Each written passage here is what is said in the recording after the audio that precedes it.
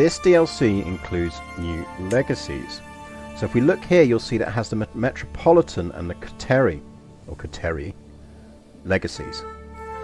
Kateri is about increasing your kind of things you can do and interactions within your dynasty. So if you really want to play a kind of dynasty focused run and do some of the achievements around dynasty stuff, it's really, really useful.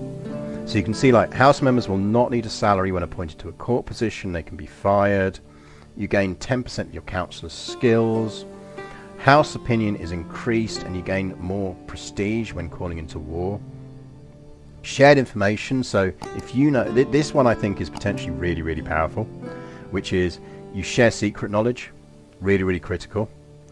And pragmatic roots, dynasty members can disinherit their children for a prestige and tyranny cost, which is again quite useful. Metropolitan is what our brother has decided to throw us down, and this is quite useful if you're in an area where you really want to push dev and go heavy on cities. So cities are the reflection of their builders' refinement, attracting nobles from all over the world. So you can see that every city increases the monthly development growth of its county by plus 20%. That is insanely powerful. I can't see how they won't actually reduce that in game terms relatively quickly. But for now at least, I think that might be the first time we really have a legit rival to going first onto the Norse path, if you've got access to it, or onto the blood path as a general ruler.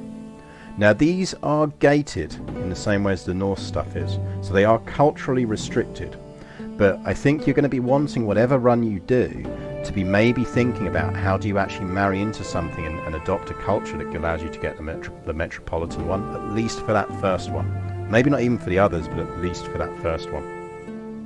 Republican education means you can get the Town Maven line of traits, and that is one of the new trait lines, and I'm legit excited about this. You know, I think that's amazing. I love that we're getting new traits into these things. So you've got stewardship and learning that you get boosts on at the same time. Really, really nice. Rather than having a pure focused one, it divides it between two.